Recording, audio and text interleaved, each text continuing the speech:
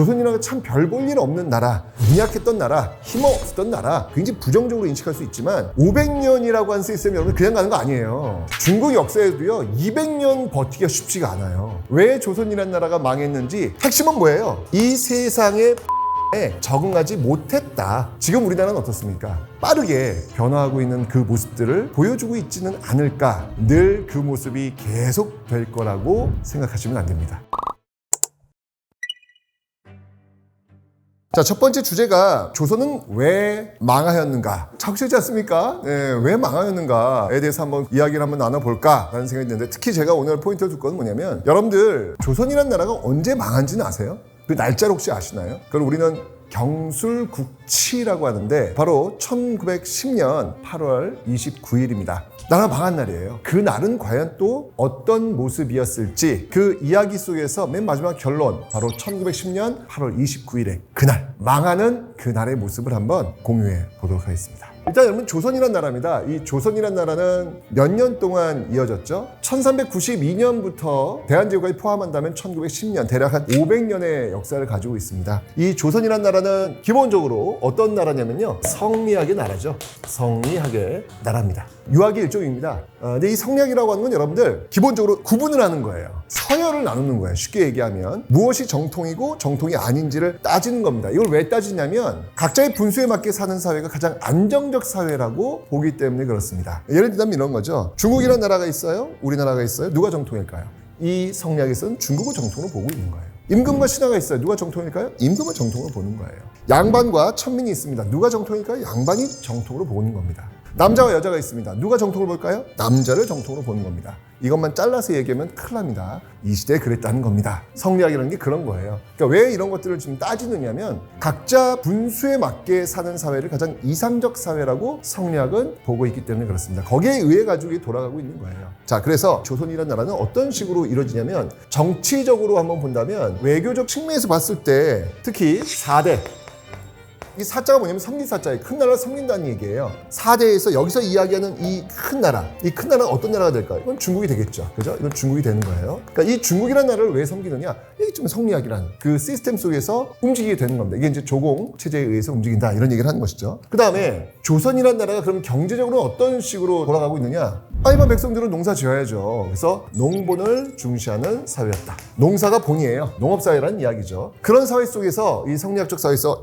만들어진 사회적 시스템, 신분제, 양반, 중인, 상민, 천민이라고 하는 이 신분제에 의해서 움직이고 있더라라는 것입니다. 이게 바로 조선이라는 나라예요. 여러분들 지금 이 모습들은요 500년이라는 시스템을 하고 있습니다. 우리가 지금 조선이라는 참 별 볼 일 없는 나라, 미약했던 나라, 힘없었던 나라, 뭐 이런 식으로 여러분 인식, 굉장히 부정적으로 인식할 수 있지만 500년이라고 하는 시스템이 여러분 그냥 가는 거 아니에요. 중국 역사에도요 200년 버티기가 쉽지가 않아요. 근데 500년이라는 시간을 보냈다는 얘기는 그 나름대로의 조선의 시스템이 돌아가고 있었다는 이야기입니다. 우습게 볼 수 있는 그런 나라는 결코 아니라는 것이죠. 바로 이 성리학이라고 하는 어떤 시스템 속에서 양반들이 중심이 되어가지고 적어도 애민, 백성들을 사랑하는 마음, 백성들을 향하는 마음, 기본적 정신들은 가지고 유지가 되었다라는 것이죠. 자, 그런데 500년이라는 시간이 흘러가면서요 굉장히 많은 변화가 생기게 됩니다. 특히 우리가 잘 알고 있는 근대로 한번 좀 들어가 보도록 하겠습니다. 근대 사회에 굉장히 오랜 시간이 흘러면서 근대라고 하는 이 사회가 만들어져요. 근대 사회의 특징은 무엇일까요, 여러분들? 일단 기본적으로 자본주의예요. 근대라는 사회는 바로 자본주의입니다. 자본주의 사회를 특징으로 하고 있고요. 그 다음이 평등 사회를 기본으로 하고 있습니다. 평등 사회를 기본으로 하고 있습니다. 그리고 자주적 국가를 지향들 합니다. 자주적 국가를 지향을 하고 있다. 이런 것들이 바로 이 근대 사회의 어떤 특징들이라고 볼 수 있겠죠. 그런데 어떻습니까? 지금 전 세계가 이런 근대적인 어떤 전체 세계의 시스템들이 지금 만들어지고 있는 상황 속에서 조선이라는 나라는 어떻습니까? 적응 못하고 있는 거예요. 농업 중심의 사회에서 지금 빠르게 자본주의 사회로 옮겨져야 하는데 이거를 못한 거죠. 여전히 농업 중심의 사회 속에서 농본 억상이라고 하는 시스템 속에서 상업에 대해서 좀 등한시하고 교류와 경제 교류에 대해서 등한시했던 그런 모습들, 이런 모습들 속에서 자본주의로 빠르게 바뀌는 데 있어서 실패했다는 이야기입니다. 이쪽은 어떻습니까? 신문제. 분명히 이 근대라는 사회가 평등사회로 넘어가면서 많은 사람들이 자주적인 어떤 그 자신의 어떤 그 주장들을 하면서 빠르게 이 근대의 어떤 그 모습을 보이고 있는 반면에 조선이라고 하는 나라는요, 여전히 양반, 중인, 상민, 천민이라고 하는 이 신분제, 이 신문지에 갇혀가지고 꼼짝을 못하고 있는 거예요. 결국 평등사회의 모습들도 만들어내지 못하고 있습니다. 이게 지금 얼마나 심각했냐면요. 이런 일이 있었어요. 1930년대 전라도 광주 쪽에 선교사들이 들어갑니다. 들어가서 이제 선교 활동을 하는데 선교 그 보고서가 있어요. 보고서가 있는데 당시 그 지역에 있었던 양림동이라고 하는데 그 양림동 쪽에 있었던 여성들을 인터뷰를 합니다. 인터뷰를 하는데 충격적인 이야기가 나옵니다. 1930년대예요. 지금으로부터 100년도 안 되는 그런 시간입니다. 근데 그때 너무나 놀라운 보고서가 올라옵니다. 그 외국인 선교사가 광주에 있는 양림동에서 활동을 하다가 선교사의 어떤 역할로서 인터뷰를 했는데 여성들 500명을 인터뷰했어요. 그 500명 중에서 자신의 이름을 가지고 있는 여성은 50명도 채 안 돼요. 왜일까요? 여성들은 이름을 가질 필요가 없는 거예요. 이유는 뭐냐면 이름이라고 하는 건 뭐냐면 사회적 관계를 맺는 데 있어서 필요한 약속이잖아요. 당신을 어떻게 불러줘야 되는 거죠? 라고 했을 때 이름이라고 하는 도구를 쓰는 거거든요. 근데 여성들은 1930년대가 됐음에도 불구하고 여전히 이름을 가질 필요가 없었던 거예요. 왜?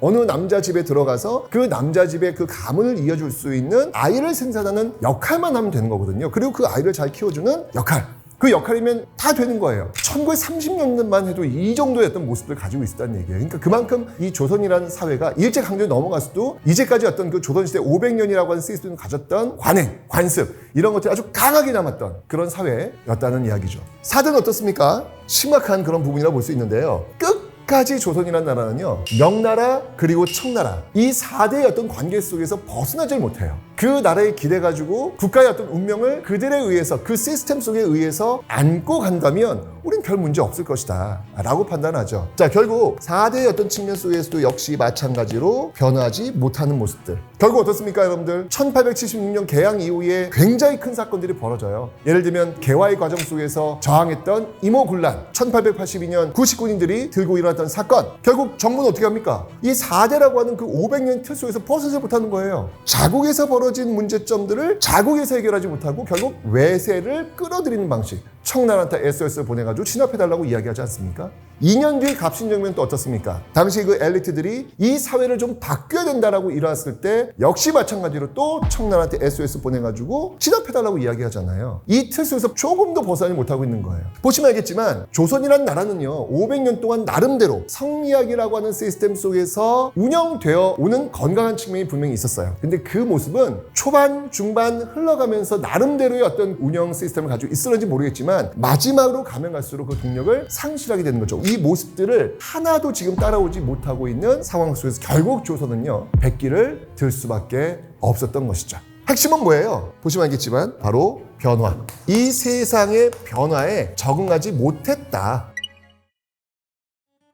실제로 이 이야기가 조선이 멸망하는 그 순간에 등장을 해요. 경술국치일은 1910년 8월 29일입니다. 그런데 여러분들 이미 일주일 전 1910년 8월 22일이었어요. 마지막 국무회의가 열리게 됩니다. 그때 황제는 누구였죠? 황제는 바로 순종이 되겠습니다. 자, 오후 1시부터 어전회의죠. 국무회의가 열리게 되는데 그때 그 주인공이었던 순종이 아무 이야기도 하지 않아요.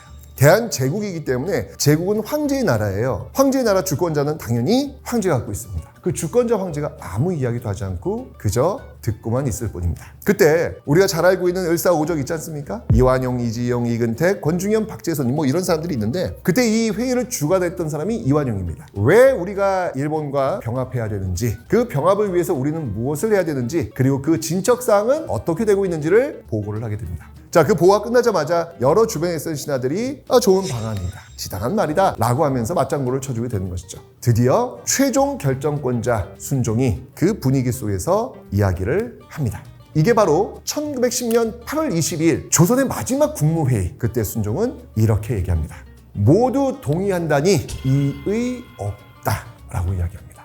동양 평화를 위해서 그렇게 하는 것이 낫겠다 라고 하면서 결국 한일 강제 병합에 찬성하는 모습을 보이게 되죠. 자, 그리고 나서요. 그럼 8월 22일 날 그 한일 강제병합 조약을 왜 바로 공표하지 않았느냐? 이유가 있습니다. 8월 22일부터 29일 일주일 동안 어떤 모습을 보이냐면 공포 분위기를 만들어가요. 공표하는 그날 조용히 만들기 위해서 일주일 동안 저항할 수 있는 사람들을 일단 사전에 다 잡아들이는 거예요. 그리고 드디어 1910년 8월 29일 한일 강제병합 조약을 발표하게 됩니다. 대한제국의 마지막 장면입니다. 그때 순종 황제가 이 조선 500년이라고 하는 역사의 종지부를 찍는 이성계로부터 출발했던 이 조선이라는 나라가 순종에 의해서 이제 종을 치게 되는 거예요. 그때 이 순종이 제가 지금 이야기했던 그 모든 이야기를 순종이 스스로 해요. 순종이. 우리는 이제 허약해졌다. 도저히 우리 스스로 우리 몸을 고쳐나갈 수가 없다. 이럴 바엔 차라리 새 이웃, 이제까지 의지해왔던 그 남에 의해서 우리의 몸을 바꾸는 것이 훨씬 더 낫겠다. 그러하니 옆에 나라 바로 일본에게 이 역할을 맡겨서 이 고질적으로 무너지고 있는 변화하지 못했던 우리의 운명을 맡기는 것이 좋겠다. 그러니 소란을 피우지 말고 이 한일 강제 병합에 복종하여서 행복을 받으라.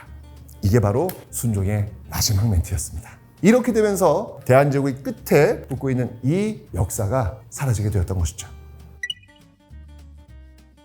왜 조선이라는 나라가 망했는지 스스로도 알고 있는 거예요. 그들이 처방했던 그 원인은 바로 변화. 변화에 적응하지 못했기 때문에 우리는 그 변화에 적응할 수 있는 동력을 상실했다. 그러하니 이 변화의 주체를 일본에게 맡기자라고 하면서 한 나라의 운명을 통째로 갖다 바치게 되는 모습들. 이게 바로 조선왕조 500년 역사의 마지막 장면이었습니다. 그런 것 같아요. 항상 역사 속에서 이 변화라고 하는 것, 이 변화라고 하는 건 정말 중요하지 않을까라는 생각이 듭니다. 지금 우리나라는 어떻습니까? 나름대로 우린 전 세계에서 굉장히 지금 역동적으로 빠르게 변화하고 있는 그 모습들을 보여주고 있지는 않을까. 한편으로 참 다행이다라는 생각이 드는데요. 늘 그 모습이 계속 될 거라고 생각하시면 안 됩니다. 역사는요. 끊임없이 역동적으로 움직이는 생물과도 같은 그런 존재이기 때문입니다. 지금 우리는 잘 가고 있는지 어떤 방향으로 가야 되는지 다시 한번 살펴볼 수 있는 그런 시간이 되셨기를 바랍니다.